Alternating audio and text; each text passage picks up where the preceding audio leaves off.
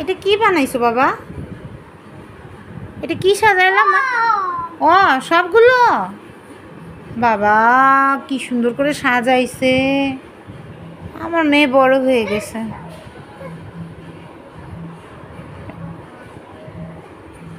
এত বড় একটা তুমি সাজাইছো? সেম সেম হেয়ার স্টাইল আজকে, তাই না? সেম সেম হেয়ার স্টাইল না আমাদের? সবাই আমার মেয়ের জন্য অনেক অনেক প্রার্থনা করবেন। সবার ভাগ্যে এত ভালো মেয়ে জোটে না। সত্যি কথা, দুষ্টু হলেও আমার মেয়ে কিন্তু অনেক ভালো। এই মেয়ে যদি আমাকে সাপোর্ট না করতো ছোটবেলা থেকে, আসতে বাবা, তাহলে আমি জব করতে পারতাম না, তাই না? আমি ওয়ার্কিং মম হতে পারছি শুধুমাত্র আমার এই লক্ষ্মী বাচ্চার কারণে। অনেক কষ্ট করে। সবাই ওর জন্য প্রার্থনা করবেন। বাই বলো, বাই বাই। হ্যাঁ, আজকে ভাবি নাই আমি আজকে আপনাদের গুড মর্নিং বলতে পারবো আসলে। মানে আর মাত্র আধা ঘন্টা, সরি 40 মিনিট আছে 12টা বাজতে। এই সময় আমি গুড মর্নিং দিচ্ছি, কিন্তু আমার মর্নিং এখন শুরু হয়নি। মর্নিং কিন্তু শুরু হয়েছে 3 ঘন্টা আগে। মানে ছুটির দিনে যা হয় আর কি, এই বাবুকে রেডি করো, এই খাওয়া দাওয়া রেডি করো, এই করো ওই করো। আজকে এত গরম, কোনো রকম পরোটা রুটি নিহারি এইসবের দিকে যাই নাই। আজকে ভাত। আর যেহেতু ভাত সেহেতু জানেন তো আমার বাসায় আবার আলুর বিকল্প কিছু চলে না। আর এই যে আমার মেয়ে, আজকে আমার বাসায় প্রচুর গরম, তো সকালে উঠে রান্না বান্না করে আমরা ফ্রেশ হয়েছি, ফ্রেশ ট্রেশ হয়ে পাউডার টাউডার মাখতেছি। আমার মেয়ে দেখেন কত কেয়ারফুল সবার জন্য। সে চামচকে পাউডার মাখাইছে, প্রিকলি হিট পাউডার সে চামচকে মাখাইছে। চামচেরও তো গরম লাগে, তাই না? Anyways, good morning. That's how I started my Friday. হ্যাঁ, গুড মর্নিং এভরিওয়ান।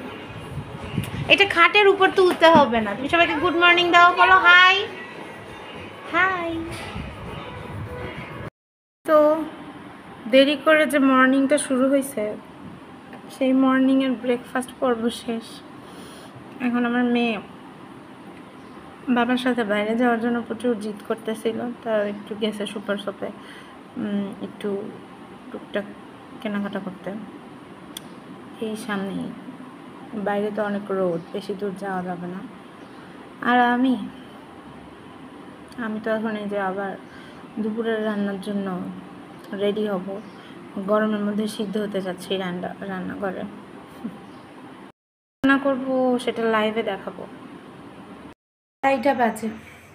আমি এতক্ষণ লাইভে ছিলাম, ইউটিউব ফেসবুক 2টা থেকেই লাইভে ছিলাম। কিন্তু যেটা হয়, আমার বাসার সবসময় একটা না একটা খুবই বাজে সিচুয়েশন হয়ে যায় লোডশেডিংয়ের জন্য। লাস্ট ডে এভাবে আমার বাসায় লোডশেডিং হয়ে খুব খারাপ অবস্থা হয়েছিল। পরে যে কারেন্ট ছিল না, ডেস্কোতে কমপ্লেন করা হয়েছে। আজকেও ডেস্কোতে কমপ্লেন করা হয়েছে। আমি জানি না কিসের জন্য এই ঝামেলাটা হয় আর কি। খুবই বিরক্তিকর সিচুয়েশান, সেটার জন্য আমার লাইফটা কাটতে হয়েছে। এই যে চুলায় বিরিয়ানি রান্না হচ্ছে, আমি ফাইনাল লুকটা আপনাদের সাথে পরে শেয়ার করব। চাল, গোশ, মাংস, আলু, মাংস আলু না, চাল, মুরগি গোশ, আলু, কাঁচামরিচ সব কিছু দিয়ে বসিয়ে দিয়েছি। কেওড়া জলটা ইউজ করব না, আমার বাসায় এখন অ্যাভেলেবল না, সেই জন্য এটা হয়ে গেলে এখন দমে বসিয়ে দিয়েছি। এটা হয়ে গেলে গ্যাসের চাপ খুবই কম। এই বিরিয়ানি হতে কতক্ষণ লাগবে আমি জানি না। তারপরে লোডশেডিং জন্য লাইফটা কেটে দিতে হলো। ফাইনাল লুকটা অবশ্যই আপনাদের সাথে শেয়ার করব। আমার রান্না কেমন হয়েছে জানাতে ভুলবেন না। সময় বারবার লোডশেডিং হলো, এই ঝামেলা সেই ঝামেলায় আমি আগের থেকেই দুধ দিয়ে দেই, এখন দিতে পারি নাই বলে এখন দিয়ে দিচ্ছি একটু একটু। দাঁড়াও, একটু গুঁড়ো দুধ দিয়ে দিলাম। এই মানে লিকুইড দুধটা দিয়ে এটা আবার দমে রাখবো 5 মিনিট, তারপরে নামায় দিব। এখন পেঁয়াজ বেরেস্তা দিয়ে দিলাম, আর 2-3 মিনিট দমে রাখলেই হয়ে যাবে। যেহেতু দম দেওয়া 2 হাঁড়িতে দেবো।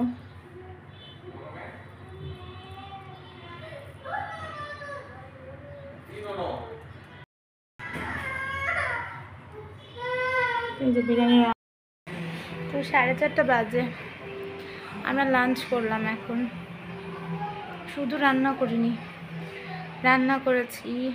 ওই পাশের একটা রুম আমি অনেক ময়লা ছিল সেগুলো ক্লিন করেছি, ঘর ঝাড় দিয়েছি, মুছেছি।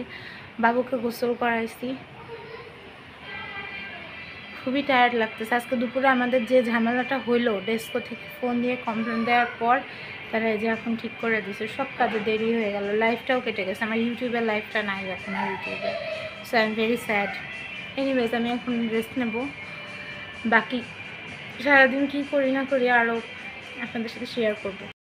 গরমটা পুরো এনার্জি খেয়ে নিল আজকে সারাদিনে, মানে দুপুরে রান্নাবান্না করে ঘরদর পরিষ্কার করে স্নান করলাম, 5টা হবে। এরপর আমার মেয়ে ঘুমাচ্ছে না, দুষ্টুমি করতেছে, এক গায়ের উপর ডিগবাজি খাচ্ছে। মাথায় এত ব্যথা বলে বোঝানো যাবে না। পরে ঘুম থেকে উঠলাম, এখন অন্য রুমেও তো যেতে হবে, সারাদিন তো আর বেডরুমে বসে থাকলে চলবে না, ওরে গরম। তারপরে আবার রাতে কারেন্টও গিয়েছিল। পরে একটা ফানি শর্ট শ্যুট করলাম ইউটিউবের জন্য, জানি না আপনাদের ভালো লাগবে কি না। আসলে গরমের জন্য আমি সেভাবে প্রিপেয়ার হয়ে প্রপারলি অনেকগুলো শর্ট ভিডিও আমার শ্যুট করার কথা আমি করতে পারিনি, এই আর কি। এই যে এখন আমার মেয়ে, ওর গরম বেশি লাগে না, গরম লাগে না বলেই ও এই যে দেখেন কি করে ঘুরে বেড়াচ্ছে।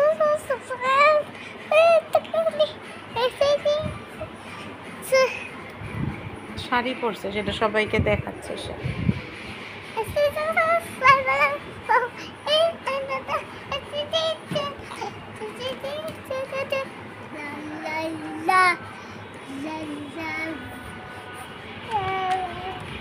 এখন বাজে রাত্র 9:30।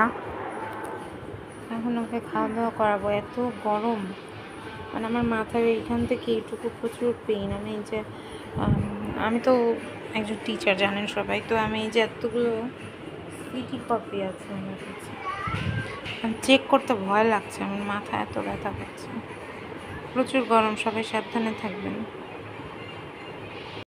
17 বাজে, আমরা ডিনার শেষ করে, ডিনার 11:17 বাজে, ডিনার শেষ করলাম, কিচেন ক্লিন করলাম। বাবা কি গরম আজকে, আমার অন্য রুমে থাকা সম্ভব না, মানে কোনো রুমে থাকা সম্ভব না। সিটি কপি রেখে দিচ্ছি, চেক করবো, আজকে আর কিছু করতে পারলাম না। Anyways bye, good night.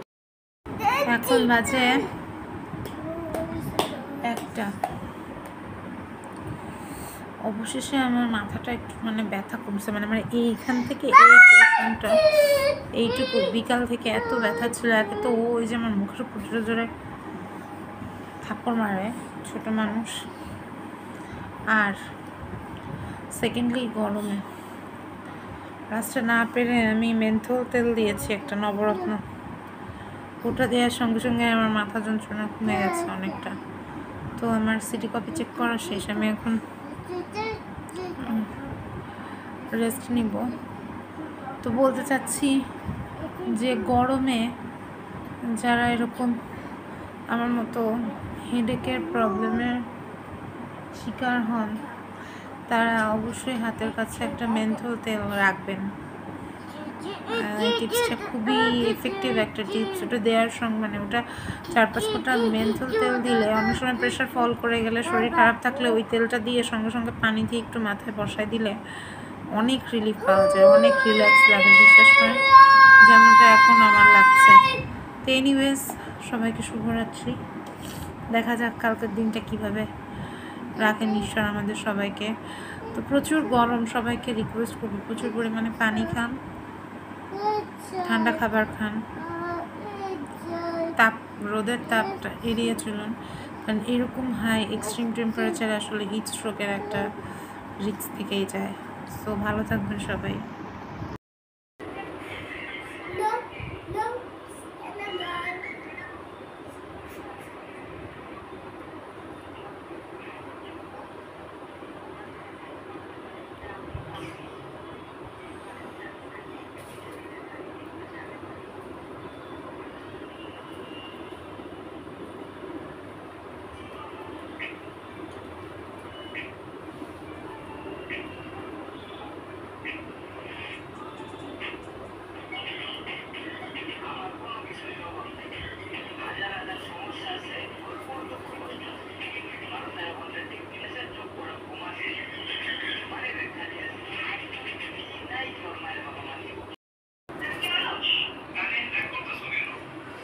এই গরমে ফ্লোরই একমাত্র জায়গা যেখানে বসে আপনি আরাম পাবেন।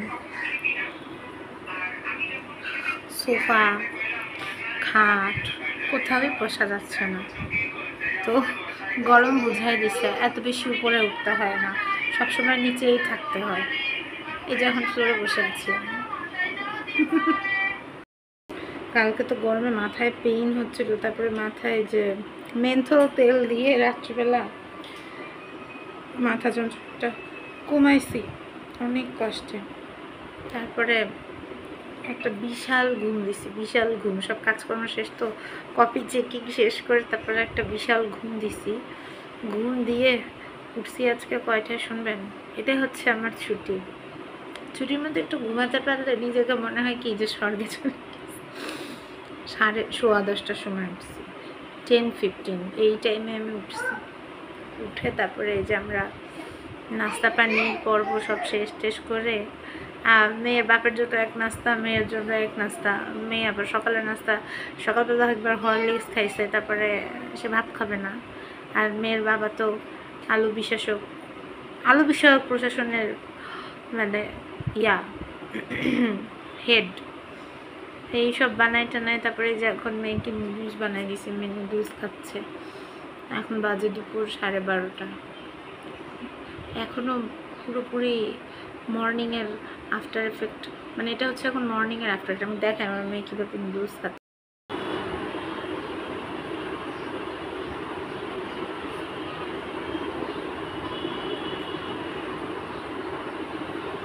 এতগুলো খেতে পারবা তুমি? একবার এতগুলো নিছো কেন? 4-5 মাস যাবো নিজে নিজে নুডলস খাওয়া শিখছে। চামচ না পারলে হাত, আমিও দেই। বাচ্চারা ছিটায়, নিজেরা খাওয়া প্র্যাকটিস করতে গেলে ছিটায়, অনেক কষ্ট হয় ক্লিন করা, কিন্তু মাঝে মাঝে দিলে পরে এভাবে বাচ্চারা নিজে খাওয়া শিখে যায় তাড়াতাড়ি। কয়টা বাজে জানেন? 1:45। গরম, চারপাশে প্রচুর গরম। আমি দেখাচ্ছি চারপাশের ভিউটা কীরকম। গরমে আমরা গরম চা খাচ্ছি। এই যে গরমে আমার হাজব্যান্ডের মাথা গরম হয়ে গেছে, এই জন্য উনি বলছে যে একটু গরম গরম চা খাই, তাহলে ভালো লাগে। মানুষ সকালে চা খায়, আর এটা হচ্ছে আমাদের দুপুরবেলা চা। ছুটির দিনে অতিরিক্ত গরম পড়লে, রোদটা কি দেখেন, প্রচুর রোদ।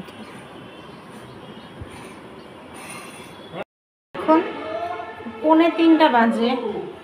আমার বাসার অবস্থা দেখাই আমি সবাইকে। সকালে একটা ভিডিও করেছিলাম না যে বাচ্চাদের নিজে নিজে খেতে দেওয়া উচিত, তারপরে এই যে এই অবস্থা। ফ্লোরে ছোট্ট আমি জানি না এত ফাইনলি দেখাচ্ছে কিনা, ফ্লোরে নুডলসের কাল্টিভেশন হয়েছে আমার বাসায়। আর এই ফ্লোরটা দেখেন কি অবস্থা, সব কিছু ফেলে। একে তো গরম, তারপরে কাজের শেষ নেই। আমার মেয়ে আমাকে খুবই অ্যাক্টিভ রাখতে পছন্দ করে, যে কারণে আমার এই অবস্থা। আমি চলে আসলাম একটা স্ন্যাক্স প্রিপারেশনের জন্য। বিকালের নাস্তায় মাঝে মাঝে বাবু অনেক কিছু খাইতে চায়, কিন্তু অফিস থাকলে তো আমি প্রিপেয়ার করতে পারি না। আজকে একটু ছুটির দিনে প্রিপেয়ার করে নিলাম। এখানে ময়দা নিয়েছি, তার মধ্যে ঘি দিয়েছি, চিনি দিয়েছি, লবণ দিয়েছি একটু, আর দিয়েছি সামান্য কালো জিরা দিয়ে শুকনো উপকরণগুলোকে ময়াম করে নিব। ময়াম করে নিয়ে এটা যখন হাতের মধ্যে মুঠ হয়ে আসবে তখন বোঝা যাবে যে খুব ভালো মতো শুকনো উপকরণগুলো মিশে গেছে। এই যে এখন এখানে আস্তে আস্তে উষ্ণ গরম পানি দিয়ে আমি এটা একটা ডো বানিয়ে নিব। উষ্ণ গরম পানি আমার আলাদা করে করা লাগে না, আজকে এত গরম ছিল, ট্যাপের পানি লিকুইড ছিল, তো সেটা দিয়েই আমি মানে নর্মাল পানি দিয়েই আমি একটা ডো বানিয়ে এটার উপরে একটু হালকা তেল দিয়ে আর একটু মথে নিয়ে তারপরে এটাকে রেস্টে রেখে দিয়েছিলাম অনেকক্ষণ। এই যে একটু ঘি দিয়ে দিলাম, তারপরে এটাকে আবার একটু মথে নিলাম, নিয়ে পরে রেস্টে রেখে দিয়েছিলাম। এটা একটু রেস্টে রাখলে সুন্দর ফুলে ওঠে। তারপরে এই যে বিকালের দিকে আমি শাওয়ার নিয়ে, অনেক গরম তো ছাদের টপ ফ্লোর আমার, এখন ছাদের গরমটা পুরোই আসে। তো সন্ধ্যা হওয়ার পর আমি স্নান করেছি যাতে একটু ঠান্ডা পানি পাই। পরে ঠান্ডা পানি দিয়ে গোসল স্নান করার পরে আমি সেই যে ডোগুলো কেটে কেটে রুটির মতো করে লেচি কেটে নিলাম। লেচি কেটে নিয়ে এখন এগুলোকে আমি বেলে নিচ্ছি। বেলে নিয়ে এই যে আমি সুন্দর করে বেলে নেব। এখন এগুলোকে সুন্দর করে বেলে ময়দা দিয়েই বেলছি। লম্বা করে পাতলা করে একটা রুটির মতো করে বেলবো। এই যে হয়ে গেছে। তারপরে এটাকে আমি কেটে কেটে বরফি বা চৌকোনা করে কেটে কেটে শেপ দিব। এই যে চাকু দিয়ে কেটে কেটে আমি শেপ দিয়ে দিচ্ছি। এরপরে একটা প্লেটের উপরে এগুলো কেটে কেটে মানে টুকরাগুলো কেটে কেটে একটা প্লেটের উপরে ছড়িয়ে রাখবো। তাহলে হবে কি একটু শুকিয়ে যাবে। তারপরে হচ্ছে এটা ডিপ ফ্রাই করতে চুলায় চলে যাব। এগুলো অনেক দিন সংরক্ষণ করে রাখা যায় যদি তেল জড়িয়ে সুন্দর করে মানে করা যায় আর কি। তেল ছড়িয়ে সুন্দর করে এই যে আমি ভেজে নিয়েছি খুব সুন্দর করে। এটা ভাজার পরে এরকম লুক আসছে। তেলটা ঠান্ডা করে নিতে হবে। ভাজার পরে ঠান্ডা করে কন্টেইনারে সংরক্ষণ করা যাবে। তো আমি সন্ধ্যাবেলা একটু টমেটো দিয়ে ডাল রান্না করেছিলাম, যেহেতু অনেক গরম কোনো রকম মাছ মাংস খেতে ইচ্ছা করছে না। টমেটো দিয়ে ডাল রান্না করেছিলাম আর হালকা করে রাতের বেলা বাইরে একটু ঘুরতে গিয়েছি বাতাসে, ওখান থেকে এসে আমি একটু আলু ভাজি করেছি। তো যেহেতু গরম অনেক পড়েছে, মরিচের গুঁড়ো ইউজ করিনি আমি। এই যে চুল বেঁধে তারপরে একটু বাইরে হাঁটতে চলে গিয়েছিলাম। তো বাইরেও আসলে সেরকম খুব একটা বাতাস নেই। বাইরে গেলাম কিন্তু সেরকম বাতাস পেলাম না। আজকে সর্বত্রই গরম। এই যে আমার মেয়েকে নিয়ে একটু বাইরে যাচ্ছিলাম, তো বাইরে হেঁটে যে দেখলাম যে ভালোই জ্যামও ছিল। এই যে সরকার 3 দিন ছুটি, মানুষ নাই, ঢাকায় থাকার কথা, তারপরেও ভালোই জ্যাম ছিল, জানি না কেন। তারপরে বাইরে যেহেতু সেরকম বাতাস পেলাম না, বাসায় আবার এসে রাতের বেলা এই যে ভাত বসালাম আর এই যে বেশি করে কাঁচামরিচ দিয়ে আলু হলুদ লবণ দিয়ে মেখে চটকে ভাজিটা বসাই দিলাম।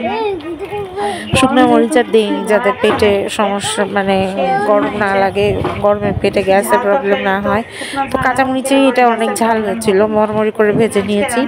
তো রাতের বেলা পাতলা টমেটোর ডাল দিয়ে সাদা ভাত আর আলু ভাজি ভালোই লেগেছে। গরমের মধ্যে আসলে হালকা পাতলা খাবারগুলোই মুখে খুব স্বাদ লাগে।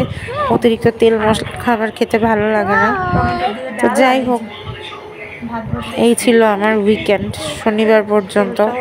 আজকেও ভেবেছিলাম একটু স্কিন কেয়ার করব, কিন্তু কোনো এনার্জি পাচ্ছি না। এই জন্য কালকে দেখি কি স্কিন কেয়ার করবো, প্রোডাক্ট আপনাদের সাথে রিভিউ করব। ঠিক আছে, সবাই ভালো থাকবেন। এখানে ভিডিওটা শেষ করছি। ভিডিওটা ভালো লাগলে অবশ্যই লাইক সাবস্ক্রাইব করে সবাইকে সাবস্ক্রাইব করবেন, আমার চ্যানেলের পাশে থাকবেন এবং লাইক করবেন এবং ফ্রেন্ডস অ্যান্ড ফ্যামিলির সাথে শেয়ার করবেন। Thank you.